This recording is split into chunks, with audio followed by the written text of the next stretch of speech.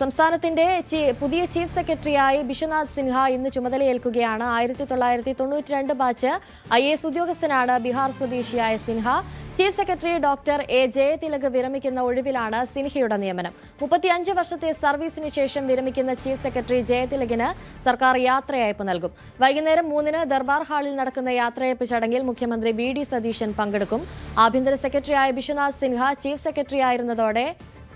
സെക്രട്ടറിയാകുന്നതോടെ IAS തലപ്പത്ത് വീണ്ടും അഴിച്ചുപണി വേണ്ടിവരും. സംസ്ഥാന തെരഞ്ഞെടുപ്പ് കമ്മീഷണറായി N. ശേഷാദ്രിനാഥിനെ നിയമിക്കാനുള്ള സംസ്ഥാന സർക്കാർ തീരുമാനത്തിനെതിരെ കോൺഗ്രസിൽ അതൃപ്തി തുടരുന്നു. സംഘപരിവാർ ബന്ധമുള്ള വ്യക്തിയാണ് സുപ്രധാന പദവിയിലേക്ക് പരിഗണിക്കുന്നതെന്നും ഇത് BJPക്ക് അനുകൂലമായ രീതിയിൽ വാർഡ് വിഭജനം അട്ടിമറിക്കാൻ ലക്ഷ്യമിട്ടുള്ളതാണെന്നും KPCC general secretary PM Niyas ആരോപിച്ചു. അതേസമയം മന്ത്രി KM ഷാജി ശേഷാദ്രിനാഥിന് അനുകൂലമായ നിലപാടാണ് സ്വീകരിച്ചിട്ടുള്ളത്. VV വിനോദ് ചേരുന്നുണ്ട് വിവരങ്ങളുമായി. വിനോദ്, ഇപ്പോഴത്തെ ഈ നിയമനത്തിൽ വിവാദം പുകയുകയാണ്. പ്രധാനമായും കോൺഗ്രസ് നേതാക്കളൊക്കെ ഇതിനെ എതിർക്കുന്ന സാഹചര്യമാണുള്ളത്. എന്തൊക്കെയായിരിക്കും ഇതിലെ തുടർ നീക്കങ്ങൾ? അനുശ്രീ, നേരത്തെ മുഖ്യ തിരഞ്ഞെടുപ്പ് ഓഫീസറെ മുഖ്യമന്ത്രിയുടെ സ്റ്റാഫിൽ ഉൾപ്പെടുത്തിയതിനെതിരെ വലിയ വിമർശനം ഉയർന്നിരുന്നു.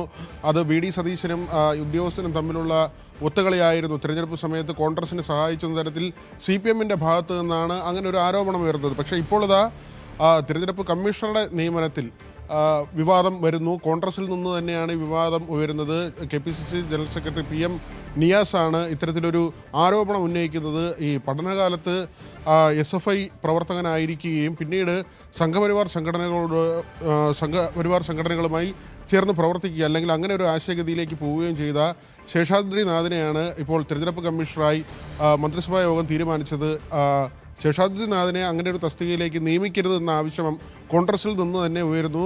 ഇവിടെ മുസ്ലിം ലീഗ് മന്ത്രി KM ഷാജിയുടെ നിലപാടും വളരെ ശ്രദ്ധേയമാണ്. അദ്ദേഹം പറയുന്നത് തൻ്റെ വകുപ്പ് നൽകിയ ഒരു ശുപാർശ സർക്കാർ അംഗീകരിക്കുകയാണ് ചെയ്തത്.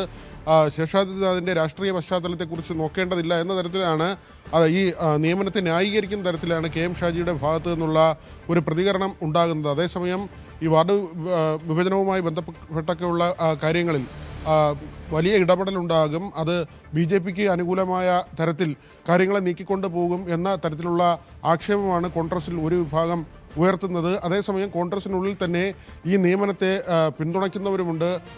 ആ തരത്തിൽ വലിയ ഒരു തർക്ക വിഷയമായി മാറുന്നുണ്ട്. പക്ഷേ മന്ത്രിസഭാ യോഗം കൈക്കൊണ്ട തീരുമാനത്തിൽ മാറ്റം വരാനുള്ള സാധ്യത വളരെ കുറവാണ്. അനുശ്രീ,